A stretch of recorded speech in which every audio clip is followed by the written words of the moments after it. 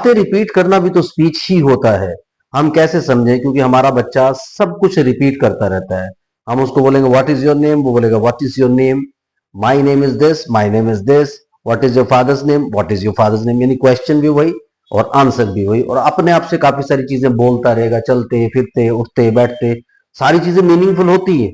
लेकिन जब उससे कुछ पूछा जाता है, कुछ एक्सप्लेन करने के लिए बोला जाता है, वो नहीं बोलता। सो श्वेता का ये कमेंट है, और इसको कैसे समझे, क्योंकि अगर वो बोल रहा है दैट इज स्पीच ओनली, तो उसको स्पीच समझे, क्या समझे और कैसे इस प्रॉब्लम से बाहर निकले, इसके बारे में वो जानना चाहती है। इसी के ऊपर ये वीडियो रहेगा।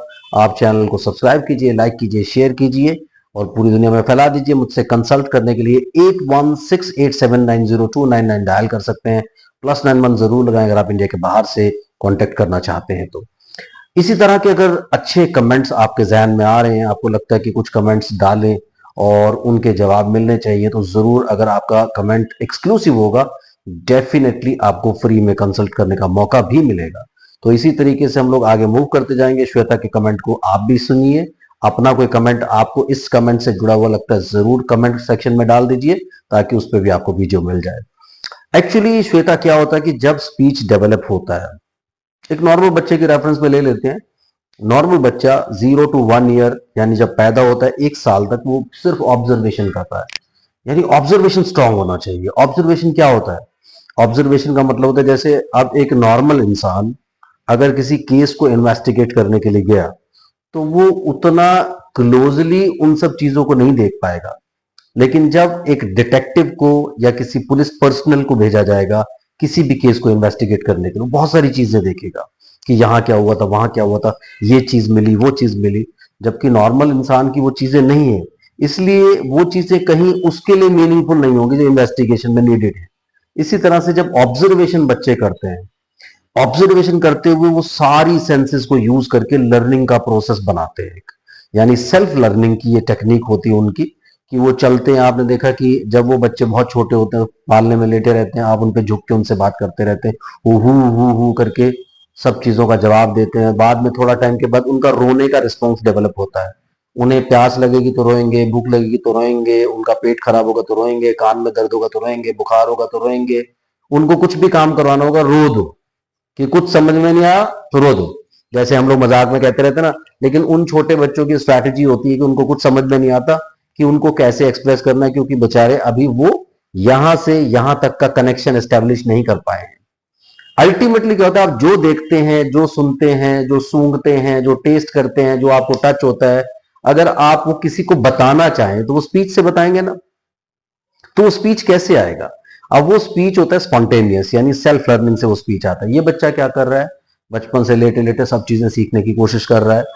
अब जब वो बहुत छोटा है तो रो करके रिस्पॉन्स करेगा, 3 महीने 4 महीने में वो थोड़ा थोड़ा थोड़ा थोड़ा आपकी तरफ हल्का सा उछलना शुरू कर देगा। यानी वो आपके वर्ल्ड को एंजॉय करने लगेगा, उसको लगेगा कि नहीं यार, मुझे इन लोगों को अप्रोच करना है। तो पहले क्या आती है, मास मूवमेंट आती है, ग्रॉस मूवमेंट्स आती है। यानी बच्चा हर चीज के लिए पूरा का पूरा आपकी तरफ आएगा। वो हाथ को बढ़ा करके किसी चीज को नहीं पकड़ेगा, या वो कुछ स्पेसिफिक चीजों, स्पेसिफिक आवाजों को निकालने की कोशिश नहीं करेगा। लेकिन अपने फेशियल एक्सप्रेशंस वो बनाने लगता है उस टाइम पे, कि उसे अच्छा लग रहा है, बुरा लग रहा है, खट्टा लग रहा है, मीठा लग रहा है, कड़वा लग रहा है, ये सारी की सारी चीजें वो देने लगता है। फिर हम पूछते, जब वो यूं करता है, आपने उसके मुंह में कुछ डाला तो आप उससे क्या हुआ, क्या हुआ, मीठा है, मीठा है, तीखा है, तीखा है, खट्टा है। तो फिर उसको पता लगने लग जाता है, क्योंकि वो यहाँ पर उसको टेस्ट भी कर रहा है और ब्रेन में भी स्टोर कर रहा है। ये सारी की सारी चीजें क्या हो रही है, सेल्फ लर्निंग पे जा रही है। अब क्या होता है कि ये बच्चे, जिन बच्चों में डिस्कनेक्शन आ जाता है, सेंसरी डिस्कनेक्शन, यानी वो क्या 6 महीने 7 महीने 8 महीने 9 महीने 10 महीने में जब लर्निंग के लिए वो सबसे ज्यादा आगे आता है, उसका स्पीच भी 1 साल 1.5 साल में आने लगता है, उस वक्त आप उसको इंट्रोड्यूस कर देते हैं स्क्रीन से। अब वो स्क्रीन से इंट्रोड्यूस होकर के सिर्फ ये वाली सेंस को और ये वाली सेंस को, यानी विजन को और हियरिंग को यूज करता है। बाकी वो टेस्ट तो नहीं कर पा रहा ना। टीवी में अगर वो एप्पल दिखा भी रहे हैं, उसको पता चल जाएगा this is an apple, but Apple से जुड़ी हुई बाकी की इंफॉर्मेशन कहाँ गई, वो उसको पता नहीं चलेगी। वो टीवी देख रहा है, स्क्रीन देख रहा है, तो सिर्फ ये वाला और ये वाला ऑर्गन यूज कर रहा है, पूरी सेंसेस को वो इंटेग्रेट नहीं कर रहा है। वहीं पर बैठा है, कभी आधा घंटा लगातार टीवी देख रहा है, कभी 1 घंटा, कभी 2 घंटा, कभी 3 घंटा, कभी 4 घंटा। इसी तरह से मोबाइल फोन में, मोबाइल फोन का और ज्यादा नुकसान है, क्योंकि स्क्रीन बहुत छोटी है। तो ये एक इस तरह की सिचुएशन बन जाती है जिसमें बाकी सारी सेंसेस जो है अपना काम नहीं कर रही हैं। यानी अगर आप उसमें कोई भी चीज देख रहे हैं, फॉर एग्जाम्पल वो कहीं पे कोई बंदूक चलाने की कोशिश कर रहा है, यहाँ पे आप उसको फील करेंगे कि ये बंदूक होती है, उसको देखेंगे, सुनेंगे, सब चीजें आएंगी, and there will be a sensory connection.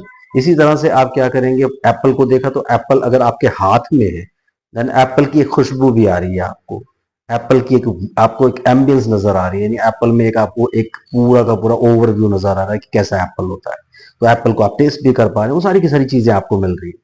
तो ये सेंसरी कनेक्शन होता है, यहां से सारी की सारी इंफॉर्मेशन स्टोर होती है। बट रूटीन में जब ये बच्चे टीवी देख रहे हैं, मोबाइल फोन देख रहे हैं, स्क्रीन देख रहे हैं, तो क्या हो रहा है कि सिर्फ और सिर्फ दो सेंसेस काम कर रही हैं, और वो सेंसेस ब्रेन की तरफ जाती तो है उस टाइम पे, लेकिन उस पर्टिकुलर चीज के लिए बाकी जगह से उसने अपना ध्यान हटा लिया। और दूसरी बात क्या हुआ कि अब इंटरेस्ट और डिसइंटरेस्ट की बात आ जाती है, क्योंकि बच्चे को स्क्रीन के अंदर इंटरेस्ट है, चाहे वो मोबाइल के चाहे वो टीवी के, तो वो क्या करता है, पूरा अपना फोकस यहां पे लगा देता है। अब उसके लगाने की वजह से क्या हो रहा है, पूरा फोकस यहां पर लगाने की वजह से वो इसी चीज में इंटरेस्टेड है या उस स्क्रीन में इंटरेस्टेड है, वो बाकी उसके आसपास क्या हो रहा है उसमें इंटरेस्टेड ही नहीं है।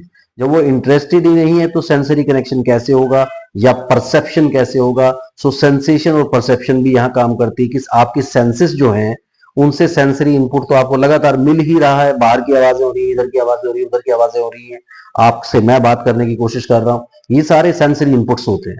लेकिन आप उनमें से कितने परसीव करना चाहते हो। तो शुरू शुरू में क्या होता है कि स्क्रीन देखते देखते बच्चा आपको इग्नोर करता है, आप आवाज लगा रहे हो, कुछ कर रहे हो, स्क्रीन देखे जा रहा है वो। धीरे धीरे क्या होता है उसकी हैबिट बन जाती है कि यार ये तो बोलते रहे, बोलने में उनको, फिर वो स्क्रीन नहीं भी देख रहा ना तो वो आपको इग्नोर करेगा। तो ऐसे करके सेंसरी डिस्कनेक्शन हो जाता है। उससे क्या हो रहा है कि स्पीच भी अगर डेवलप, क्योंकि आप बोलना सिखाना चाहते हैं, सामने बिठाते हैं, वो स्क्रीन से देख रहा है, आपको देख रहा है, देख करके वो सीखना शुरू कर देता है। और स्पीच में क्या, लेकिन क्या होता है कि वो बाकी सब सेंसेस को यूज नहीं करता है। कि अगर मुझसे पूछे कि व्हाट इज योर नेम, तो मैं उसे प्रोसेस करूं कि व्हाट इज योर नेम का क्या मतलब होता है। What is your father's name, मैं उसको प्रोसेस नहीं करेगा, वो सिर्फ जवाब देगा, your father's name is mister Gaurav. What is your mother's name, your mother's name is Shweta. What is your name, my name is Aarav. तो ये सारी चीजें ऐसे आना चाहिए। लेकिन अब वो क्या हो रहा है कि वो उसको जब प्रोसेस ही नहीं कर रहा तो वो कैसे आएगा। और ऐसी कंडीशन में अगर स्पीच आता है तो स्पीच सिर्फ रेपिटेशन पे बेस्ड होता है, वो मीनिंगफुल तो है नहीं। जब तक वो मीनिंगफुल नहीं होगा उसका कोई रेलेवेंस नहीं है। तो स्पीच और टू वे कम्युनिकेशन में फर्क होता है। तो टू वे कम्युनिकेशन कैसे डेवलप होता है, जब आप सामने वाले को सुनते हो, स्पीकर होता है, लिसनर होता है। स्पीकर इधर बोलता है तो ये लिसनर के पास गया, अब लिसनर स्पीकर बन जाएगा, वो जवाब देगा, लेकिन वो प्रोसेस करके जवाब देगा कि क्या पूछा। जैसे मैं अब आपसे बात कर रहा हूं, आप मेरी इन सारी बातों को प्रोसेस कर रहे हो, आपको समझ में आ रही है, तो यहां क्या होता है, वो समझ नहीं होती, यानी वो अंडरस्टैंडिंग नहीं होती, क्योंकि यहां पर वो फाइल स्टोर ही नहीं की।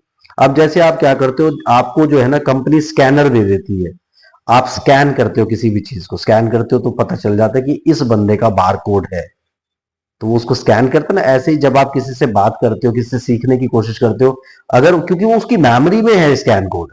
अब ये स्कैन कोड जितने भी हम लोग बोल रहे हैं बातें, ये सारे कोड्स होते हैं, ब्रेन में जाकर के उसको बच्चे को डी कोड करना होता है इन लोगों को, इन सब चीजों को। तो डी कोड कैसे करेगा जब उसने कोड सेट ही नहीं किए। तो ये कोड ना सेट करने की वजह से वो डी कोडिंग नहीं कर पा रहा और कम्युनिकेशन की प्रोसेस कंप्लीट नहीं होती। इस वजह से अगर वो बोल रहा है, definitely that is speech, but that is never a communication, क्योंकि कम्युनिकेशन हमेशा टू वे होनी चाहिए। Thank you very much, bye bye.